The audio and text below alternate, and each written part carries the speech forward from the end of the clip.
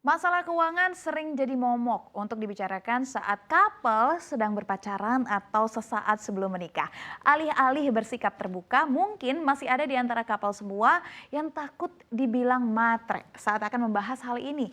Tapi ternyata hal ini penting loh, bukan cuma soal zodiak aja yang harus cocok, tetapi pandangan kita soal keuangan wajib banget untuk cocok juga. Hari ini kita akan bahas hal yang sering dianggap tabu oleh sebagian orang bersama dengan financial expert CNBC Indonesia, Olivia Louis. Halo Louis, apa kabar? Halo, Syah. Sehat? Oke, Sehat. kalau kita langsung aja ya, ini kan pasti banyak banget nih pertanyaan di masyarakat begitu ya. Apalagi yang masih pacaran atau yang sekarang mau nikah Ya, gitu kan, udah tunangan. Boleh nggak sih sebenarnya kita tuh nanya sama pasangan kita, berapa sih gaji dia? Penting nggak sih untuk kita tuh tahu hal itu? oke. Jadi memang kalau di Indonesia itu ya ngomongin keuangan atau finansial itu masih tabu karena memang literasi keuangannya itu masih rendah. Apalagi kalau cewek nih ngomong ke calon pasangannya suka dikira matre Iya, atau suka dikira kamu mau nikah atau mau transaksional nih iya. gitu kan.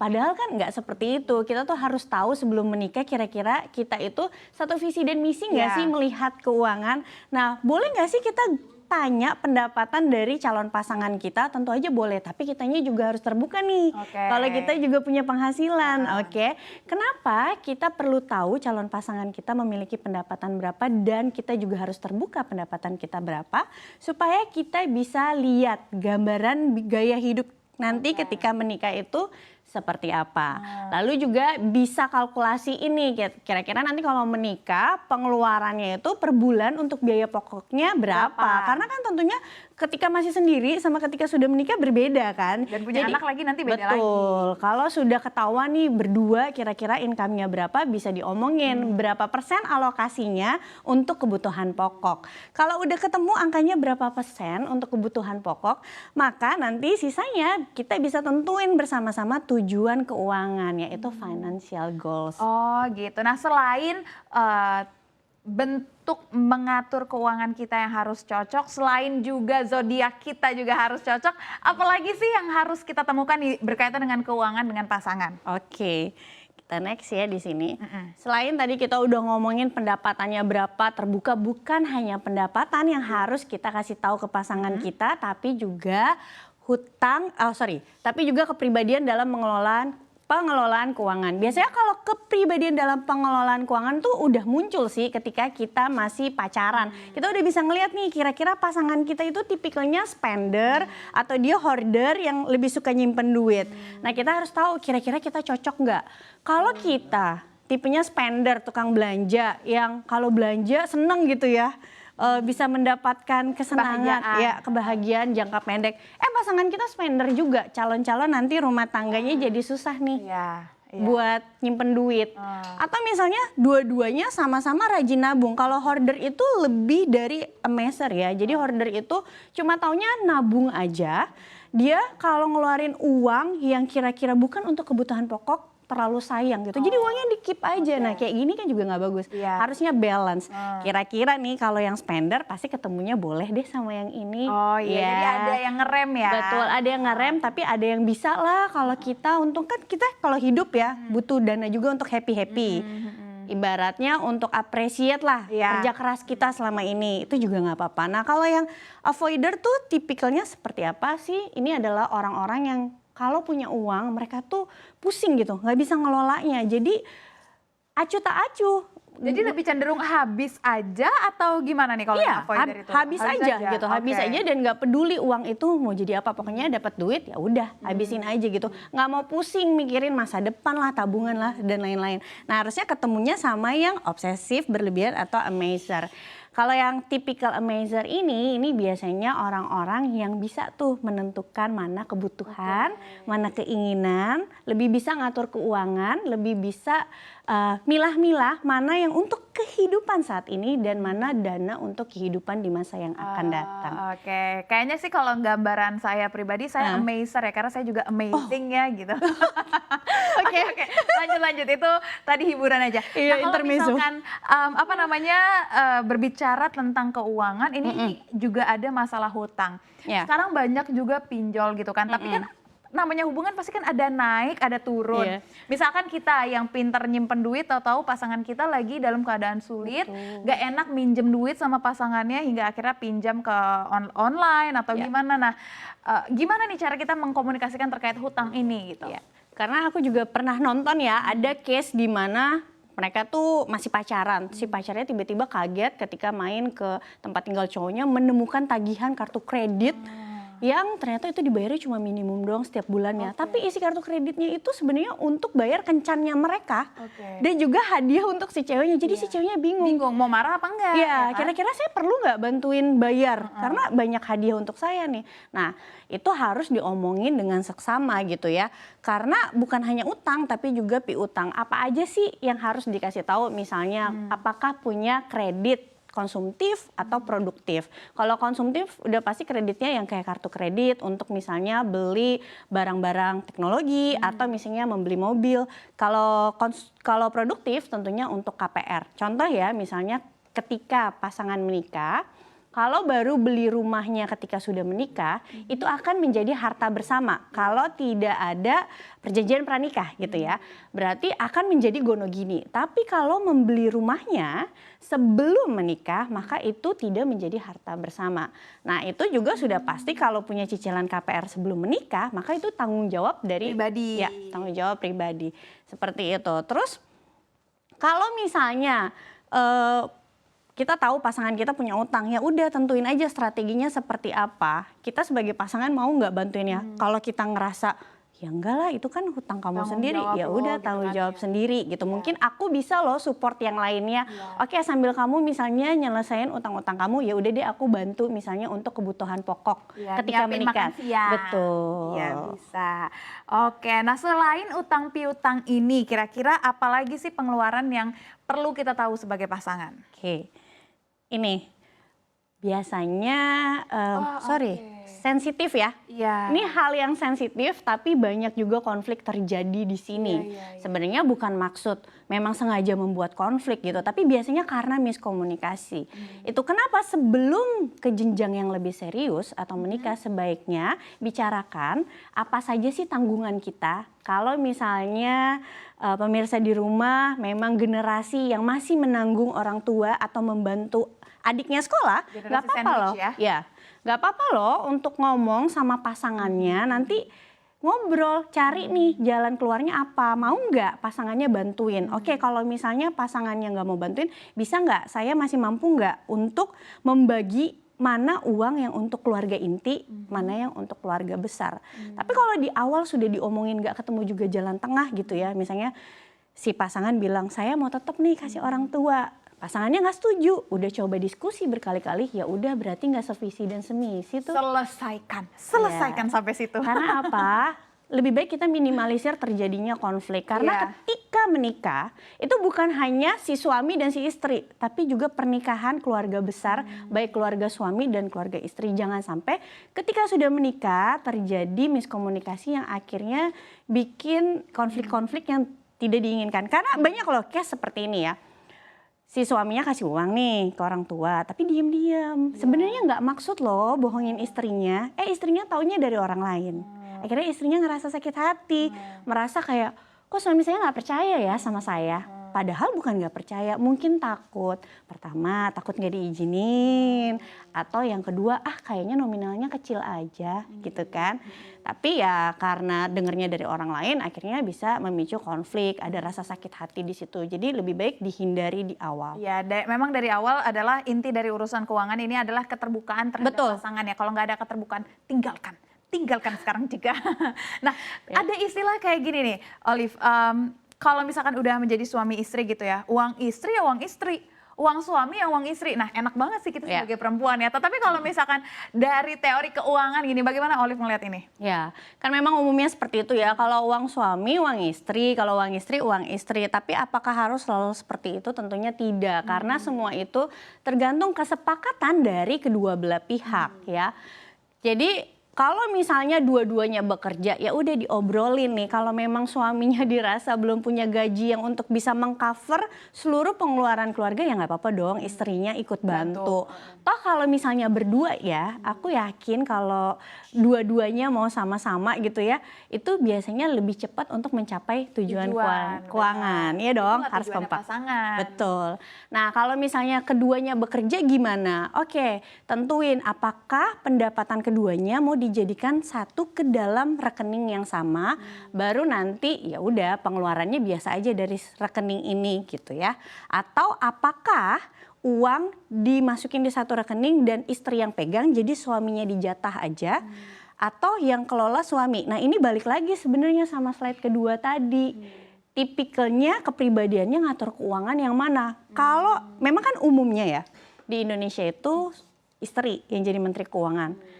Tapi nggak masalah juga sebenarnya kalau suami yang jadi menteri keuangan kalau ternyata istrinya tipe yang spender, tapi suaminya tipe yang amazer gitu ya. Nggak masalah juga, semua tergantung kesepakatan. Kan tujuannya sebenarnya untuk mensejahterakan keluarga. Iya. Biasanya yang zodiaknya Virgo atau Libra itu lebih pintar mengatur gitu keuangan. Ya. Karena kalau Libra mungkin banyak pertimbangan. Virgo tuh perfeksionis betul, gitu kan. banyak pertimbangan. Oke, jadi sebenarnya baik nggak sih kalau misalkan ketika pasangan nih punya satu rekening yang sama, itu balik lagi ke kebijakannya atau sebenarnya hal yang boleh dilakukan banget nih untuk punya satu rekening? Kalau menurut aku pribadi boleh punya satu rekening bersama untuk kebutuhan pokok.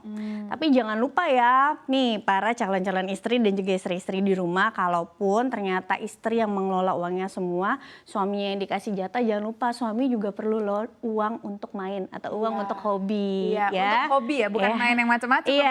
Betul. Jadi Oke. Jadi kalau misalnya si suaminya doang yang kerja gimana? Istrinya enggak. Ya itu tadi, suami harus kasih tahu pendapatannya dan tinggal kepercayaannya suami aja gimana ke istrinya. Kalau mau istrinya yang mengelola semuanya nggak apa-apa, kalau misalnya nggak mau cuma kasih bulanan doang juga nggak apa-apa. Tapi suami harus ingat, istri tetap perlu berkontribusi terhadap perencanaan keluarga. Karena biasanya istri itu lebih mikirin masa depan anak-anak loh. Jangan lupa juga kalau suami yang mengelola keuangan, dikasihlah uang perawatan. Iya, betul. Kan? Semakin cantik istri, semakin berjalan dengan baik suatu rumah tangga begitu ya. Nah kalau misalkan berbicara tentang yang belum nikah deh, tadi kan kita udah ngomongin panjang yang udah nikah. Kalau belum nikah, terus katakanlah aku nih belum nikah, apa sih yang harus aku persiapkan menjelang pernikahan? Cara aku mengatur kelola keuangan tuh gimana? Karena kadang tuh banyak orang yang berpikir, udahlah rezeki mah buat nikah pasti datang aja, nggak usah kita spend ke arah pernikahan gitu. Gimana? Jadi kalau kita mau ke jenjang yang berikutnya, biasa orang ada yang ngandelin duitnya orang tua gitu ya. Padahal ya kalau misalnya bisa bayar pernikahan sendiri, ya kenapa enggak gitu untuk dianggarin gitu ya. Itu kan namanya tujuan keuangan. Kita itu kalau mau menikah itu termasuk tujuan keuangan. Honeymoon juga tujuan keuangan. Makanya sebelum kita mau ke jenjang yang lebih serius, kita harus tahu dulu kira-kira tujuan keuangan kita itu seperti apa, baik jangka pendek maupun jangka panjang. Misalnya tujuan jangka pendeknya mau menikah, oke ya udah sama calon pasangan nih, kira-kira didiskusiin mau nggak misalnya bikin akun investasi bersama gitu ya, karena biasanya pernikahan itu cenderung jangka pendek, misalnya menikahnya 1 tahun lagi atau 2 tahun lagi, ya udah cari instrumen investasi yang memang cocok diinvestasikan untuk jangka waktu 1 sampai 2 tahun lagi. Berdua nih patungan gitu, atau misalnya calon suaminya yang kontribusinya lebih gede, misalnya 70%, aku 30% ya gitu. Terus ditentuin juga nanti honeymoonnya mau di mana gitu ya. Itu juga bisa disiapin melalui investasi. Atau juga misalnya selain biaya pernikahan, biasanya pasangan muda suka mikirin mau punya rumah kan. Iya benar. Tujuan finansialnya berarti jangka pendeknya adalah siapin DP rumah. Kalau tujuan keuangan jangka panjang, jangan lupa ya diomongin nih sebelum nikah, nanti anak-anak pendidikannya seperti apa. Karena setelah nikah nggak cuma tinggal berdua, akan beranak pinak, itu juga harus dipikirkan ya. Nah kalau tadi Olive sempat nyebut investasi, kira-kira kalau investasi dalam jangka pendek, apa yang paling tepat nih untuk pasangan? Baik, untuk jangka pendek ya, kita ngomongnya 1 tahun biasanya adalah RDPU atau reksadana pasar uang. Jadi reksadana pasar uang itu adalah reksadana yang 100% alokasi dananya itu ditaruh di instrumen pasar uang seperti misalnya deposito, sertifikat berharga Bank Indonesia, atau juga obligasi yang jatuh temponya di bawah 1 tahun. Nah ini cocok nih untuk yang jangka pendek gitu ya. Tapi kalau misalnya di atas 1 tahun, kalau financial goals-nya 1-3 tahun, bisa di reksadana pendapatan tetap, RDPT. Ini tuh ya alokasinya itu minimum 80% ya sama manajer investasi ditaruh di obligasi atau juga sukuk yang jatuh temponya di atas 1 tahun. Ada fluktuasi, resikonya lebih tinggi dari ini, tapi masih oke, cenderung moderat. Ya. Kalau tujuan investasinya atau tujuan keuangannya adalah jangka panjang, misalnya dana pendidikan nih untuk kuliah anak atau dana pensiun, biasanya kan di atas 5 tahun, bisa 10-15 tahun. Bisa di reksadana saham atau RDS. Nah RDS ini fluktuasi karena underlying-nya adalah saham. Iya, jadi kalau fluktuasi resikonya tinggi tapi potensi return-nya juga jauh lebih tinggi dibanding kedua ini gitu ya. Berarti kalau mau ngomongin yang aman ya RDPU, RDPT untuk jangka pendek. Tapi kalau emang jangka panjang di saham itu tadi begitu ya. Mungkin aku mau nambahin ya, kadang mungkin orang berpikir kayak kalau nentuin instrumen investasi itu cuma tergantung jangka waktunya, tapi enggak. Ada satu poin penting lagi, harus sesuai dengan risk profile investornya. Jadi harus ngobrol nih berdua sesama calon gitu ya, baik calon istri dan calon suami, kamu risk profile-nya seperti apa. Kalau misalnya si calon suami memang tipe investor yang tidak suka resiko yang tinggi gitu ya, ya udah jangan paksain walaupun financial goals-nya jangka panjang, jangan paksain di reksadana saham. Nanti takutnya malah nggak berjalan sesuai dengan apa yang kita inginkan. Malah jadi panik kan. Malah jadi problem dan rumah tangga gitu kan. Kalau misalkan kita ngomongin tentang asuransi gitu ya. Ketika sudah menikah, ada rumah, ada mobil, asuransi jiwa, dan macam-macam asuransi. Mana yang paling baik kita mulai asuransikan gitu? Rumah dulu kah, mobil dulu kah, jiwa kita sendiri kah atau gimana? Bagus banget pertanyaannya, karena ini biasanya banyak orang yang masih kurang aware ya, padahal proteksi itu sangat penting. Kalau kita mau mencapai financial goals, harusnya ya kita tuh punya yang namanya proteksi. Karena apa? Namanya resiko kita nggak pernah tahu adanya di tengah jalan. Kalau mobil dan rumah aja bisa kita asuransiin, harusnya diri kita sendiri juga harus diasuransiin. Pertama, apalagi kalau kita yang kerjanya ke kantor setiap hari, di jalanan dan lain-lain gitu. Jadi kalau menurut aku masih muda harusnya asuransi kesehatan dulu. Kesehatan dulu, baru nanti kalau udah menikah baru mulai punya anak, tuh. Asuransi anak, asuransi pendidikan. Kalau aku pribadi tipe yang lebih baik daripada asuransi pendidikan, lebih baik investasi sendiri. Karena asuransi itu lebih sifatnya proteksi. Kalau mau asuransi pendidikan itu kan sebenarnya jatuhnya investasi kan. Lebih baik investasi terpisah daripada asuransi. Asuransi lebih untuk proteksi. Kalau misalnya pencari nafkah terjadi resiko, maka anak-anak masih bisa melanjutkan pendidikannya seperti itu. Biasanya itu larinya ke asuransi jiwa. UP. Ya, jatuhnya asuransi jiwa ya, bukan asuransi pendidikan juga. Nah, Olive, selain janji suci pernikahan, biasanya perjanjian pranikah apa sih yang harus kita buat gitu kan? Kadang kalau misalkan orang mau nikah, ngapain sih bikin perjanjian kalau kamu nggak percaya sama pasangan kamu, ngapain kamu ngelakuin prenup gitu kan. Gitu. Sedangkan menurutku pribadi perjanjian pernikahan ini perlu nih, penting gitu. Nah, boleh nggak digambarkan penting dan tidak pentingnya dan kenapa kita harus memikirkan hal ini? Iya, jadi kalau perjanjian pranikah banyak yang bilang nih nikah nih transaksional banget ya, takut banget nih kayaknya nggak dapet gone gini. Padahal tidak semudah itu aja. Jadi perjanjian pranikah ini itu bisa mengatur pemisahan harta pranikah, pemisahan hutang piutang pranikah, dan juga hak dan wewenang dalam pengelolaan harta pribadi. Keuntungannya apa? Apalagi untuk orang-orang yang punya bisnis atau usaha ya, ketika kita misalnya bikin perjanjian pranikah, misalnya si calon suaminya itu punya bisnis atau usaha, terus dia mau melanjutkan usahanya misalnya harus pinjam ke bank, dia nggak perlu minta sama istrinya, persetujuan sama istrinya, dan istrinya tidak perlu menjadikan asetnya itu sebagai tanggungan kalau misalnya pinjam uang dari bank. Dalam artian kalau terjadi kondisi di tengah jalan kreditnya macet, harta istrinya tidak perlu disita. Oke, karena adanya perjanjian pranikah ini. Betul. Selama itu hartanya atau asetnya atas nama istri. Karena kalau tidak buat perjanjian pranikah, apapun itu asetnya, mau itu nama istri, nama suami, itu akan jadi harta bersama kalau tidak ada perjanjian pranikah. Ini kan banyak misleading ya, aku juga sering baca sih di online gitu, banyak ibu-ibu yang nulis kayak, nggak takut kalau suami gini-gini soalnya hartanya rumah atas nama aku, mobil atas nama aku. Nanti dulu nih, ada perjanjian pranikah nggak? Kalau tidak ada, mau rumah atas nama istri, ruko atas nama istri, itu tetap akan menjadi harta bersama. Kalau dibeli setelah menikah? Iya, kalau dibeli setelah menikah. Walaupun atas nama perempuan, Betul. tapi dibeli setelah menikah, itu Betul. belum tentu punya dia sepenuhnya. Iya, tapi tetap kalau harta sebelum bersama. menikah, itu baru masing-masing. Kalau sebelum menikah, secara negara, Iya. undang-undang negara itu masing-masing. Nah, kalau misalnya menikah mau dibikin harta masing-masing harus bikin perjanjian pranikah. Kalau sudah nikah bisa nggak bikin perjanjian pranikah? Masih Bisa. bisa Prenup. diupdate terus. Prenup Oke. bisa. Tapi prenup itu gini, misalnya sudah jalan nikahnya 2 tahun, terus tiba-tiba kepikiran nih mau bikin lah harta terpisah gitu ya.